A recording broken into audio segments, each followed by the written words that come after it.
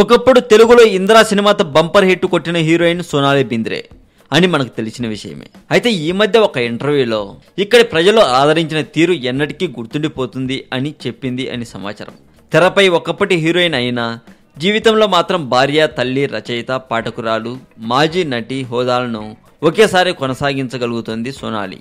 తాజాగా హైదరాబాద్లో జరిగిన ఫిక్కీ లేడీస్ మీట్లో పాల్గొన్న ఇంద్రా హీరోయిన్స్ పాత్రలతో తనకు వ్యక్తిగతంగా చాలా సమస్యలున్నాయని అంటుందట.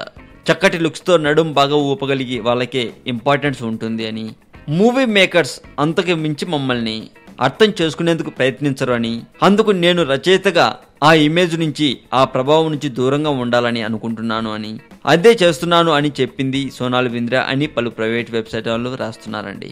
యాక్ట్రెస్ అంటే గ్లామర్ పర్సనాలిటీ, నాలో ఉన్న ఆ యాంగిల్ నాకు నచ్చినదే, అయినా రైటర్గా మాత్రం ఆ ఇమేజ్కి దూరంగా ఉంటాను. చిన్నప్పటి నుంచి పుస్తకాలతో ఎక్కువ సహవాసం చేశాను అని చెప్పింది సోనాలి బింద్రే అని పలు ప్రైవేట్ వెబ్సైట్ వాళ్ళు రాస్తున్నారు. మరింత టాలీవుడ్ సమాచారం కోసం సబ్స్క్రైబ్ చేయండి టాలీవుడ్ సెంటర్.